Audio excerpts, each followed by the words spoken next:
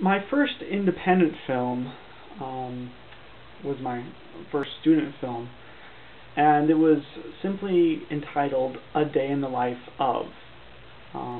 It was well received at school. There were some small problems the professor had. I think the title A Day in the Life of, at the end was a little confusing. The dangling of, you know. What does that really belong to? Does it really fit there? Small things like that. But generally, the release of it was fairly accepted well by the professor and the students. It essentially is a tale of a mortician who's a lonely odd fellow, and his hobbies include dancing with his dead clientele in his mortuary as he is turning the shop down, as he's closing the doors and people have gone home for the day. He instead turns the lights back on and dances with this dead woman and goes into a fantasy dream-like state into it, and really has a gay old time doing so, and then in the end he eventually leaves with the body back in her bed.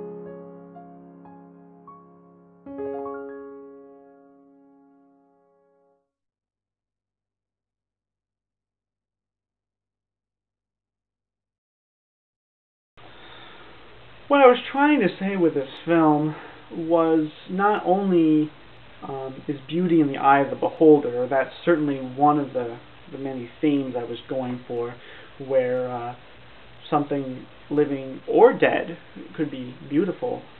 But in also another way, it's sort of an allegory for Russia trying to detach itself from its communist ways. The lonely shopkeeper is sort of Russia. It's lonely, isolated itself up there in the top of Asia, no one really wanting to do anything with them. And the dead body is sort of the emptiness, the dead vacuousness of communism, and how it tries to, it entices him. He wants to go to the communist ways, because when he does, he idealizes, sort of makes it into his fantasy that, oh, this is working, this is a great relationship we have, a happy marriage of the two. But as us, the outsiders, looking in, peeking through the window, watching this whole dance sequence, we're disturbed, seeing this guy dance, Russia dance with its communist ways. We know this relationship can't work in the long run, because eventually the body will rot.